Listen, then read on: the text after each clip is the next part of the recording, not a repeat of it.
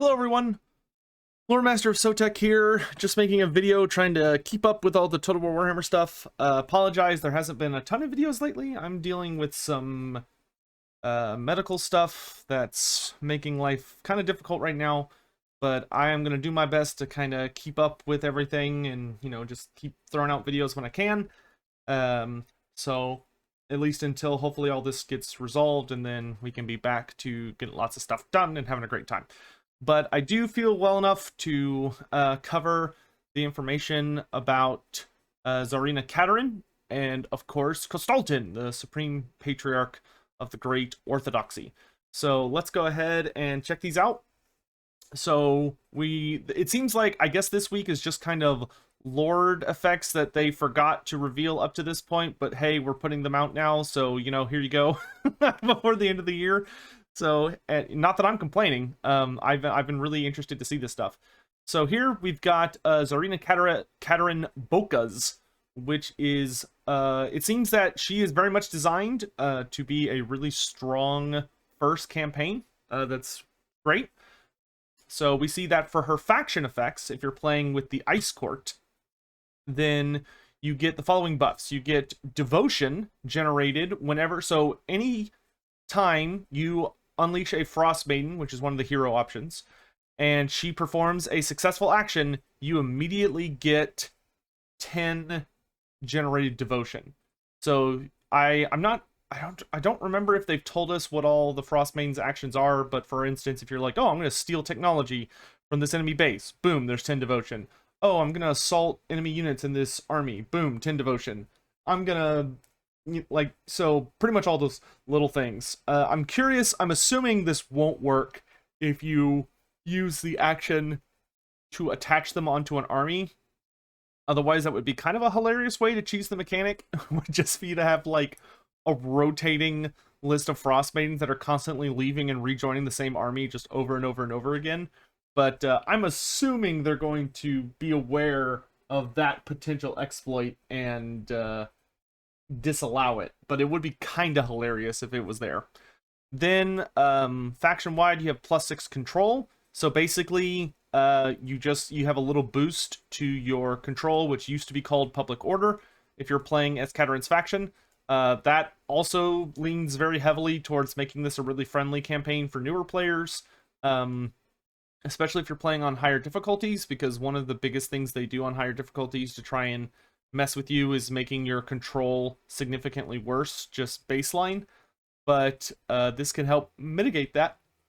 But, you know, you're less vulnerable to rebellions, essentially. And you also, now most races get, like, buffs depending on how much control they have.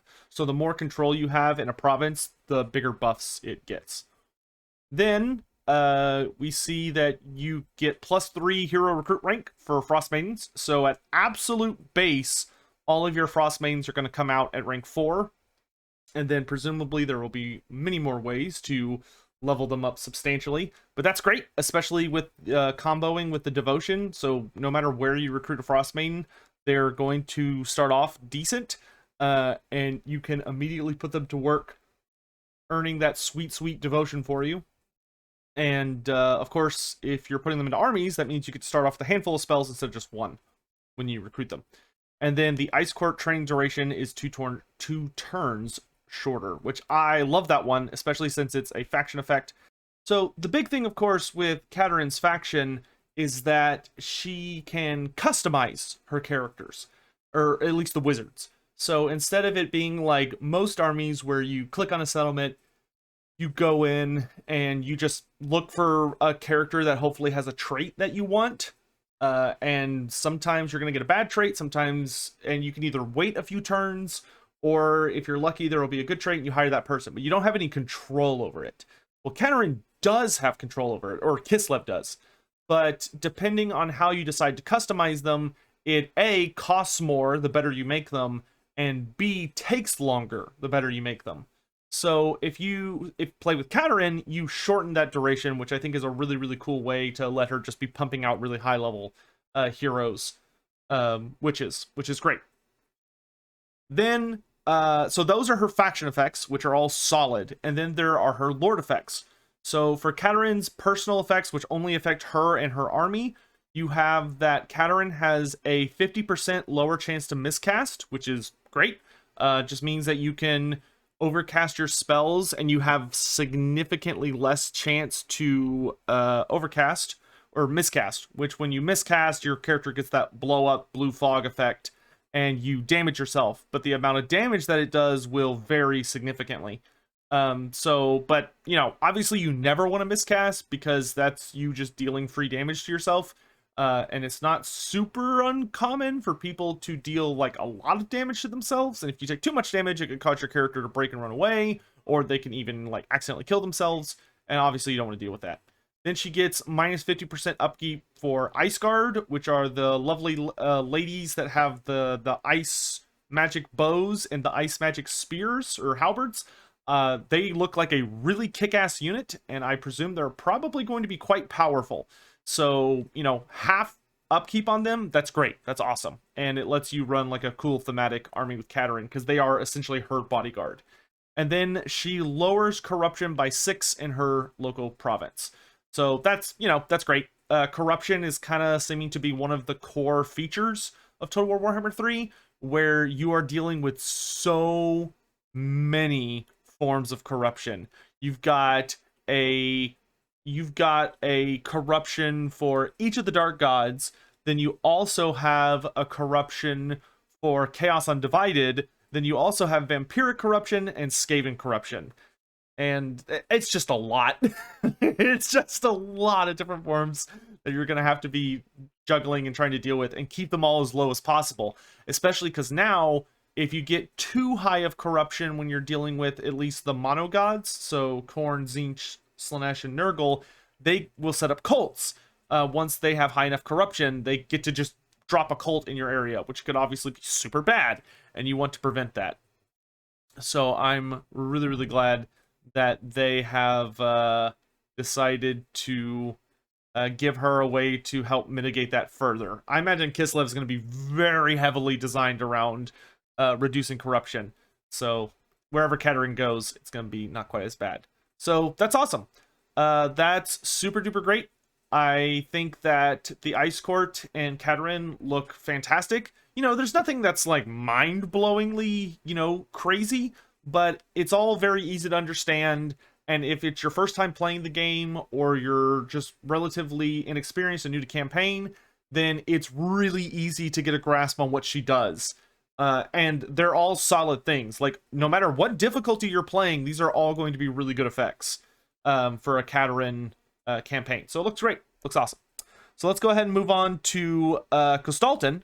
So Kostaltyn here is, of course, he is a new character created by Creative Assembly who has basically stepped into the void left by Katarin's father vanishing. So with Tsar Boris gone, there has been a split in Kislev because the cults, the religions of Kislev want power.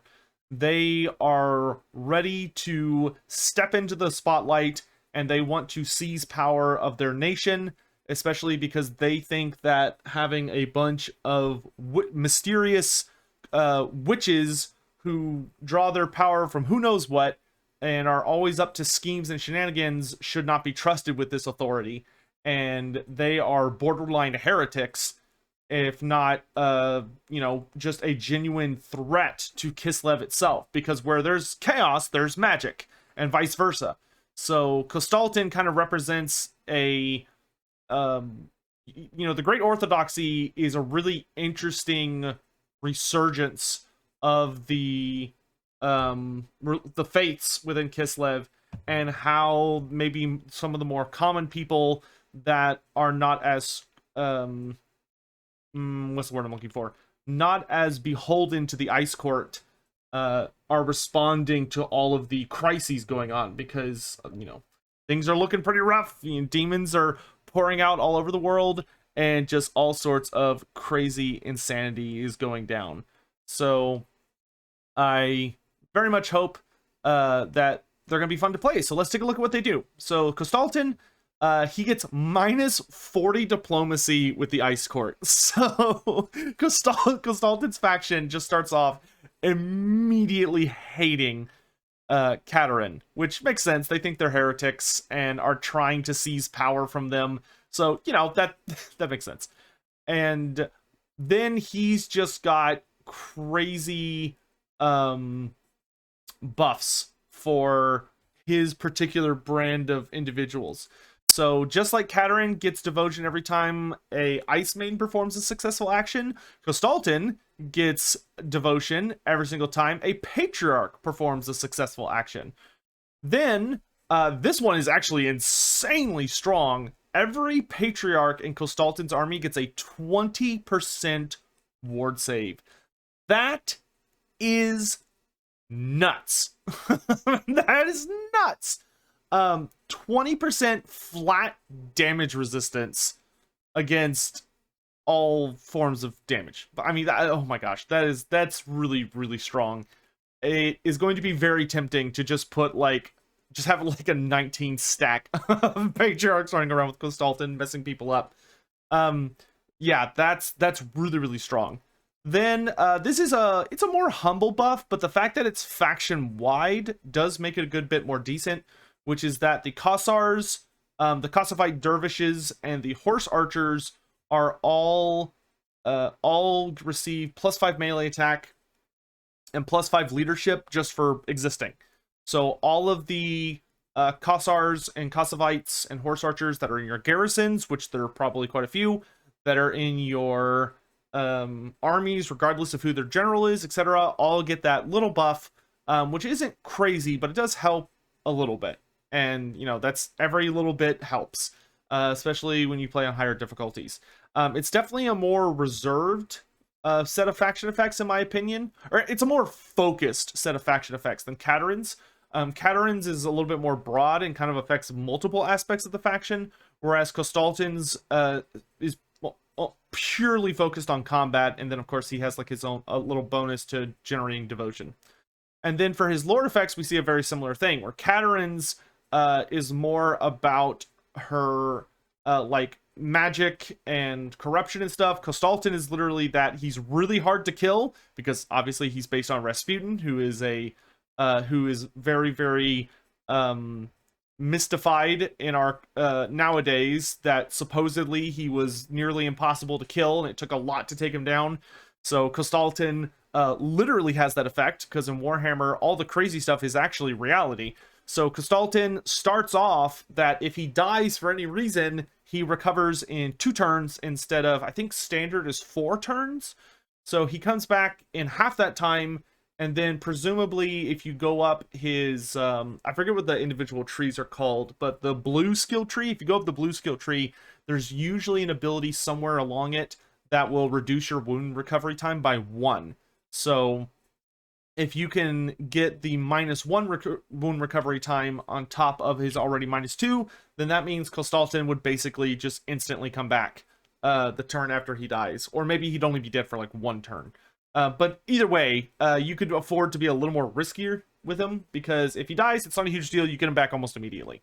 And then, of course, he gives his entire army Frenzy, which is just fun. Like, that's just a good, fun ability that he gets everyone in his army super jazzed up, and they're just like, wanting to fight and kill and smash and defend Kislev, their humble homeland, the motherland, from invaders. But Frenzy is a really powerful ability, especially when you're dealing with a support heavy character like Kostaltyn, who presumably will have a lot of abilities to keep your army's leadership up. It's definitely going to reward you for playing with a melee centric army, because if you have a lot of those bear riders or the guard, oh my gosh, the Tsar guard, then you're looking at some pretty serious damage. Just because Frenzy is super duper nice in that as long as your leadership is holding, you essentially are, you're immune to psychology, and B, you get a really healthy buff to all of your combat stats, which, you know, that's never a bad thing. Kostaltyn definitely seems like he's probably going to be a little more difficult to play than Katarin from just like a base level.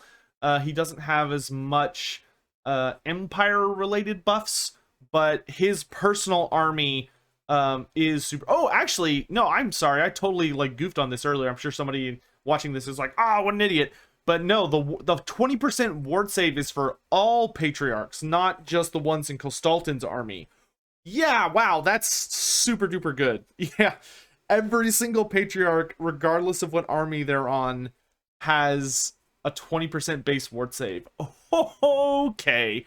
Wow. Okay, so Kostaltyn's definitely like, take Patriarchs, take all of the Patriarchs, and just have them, like, oh my gosh, you'd be a fool not to be running a good, at least one in every army, if not more, because they're going to be so, man, because if I remember, which I am 99% certain, unless they've changed it, the Patriarchs actually have a buff they can use that is like a prayer that also gives a ward save, so you could stack them and literally just like throw Patriarchs into the enemy line and just pop that buff, make them hilariously damage resistant, and then just like shoot the hell out of everyone that's around the Patriarch.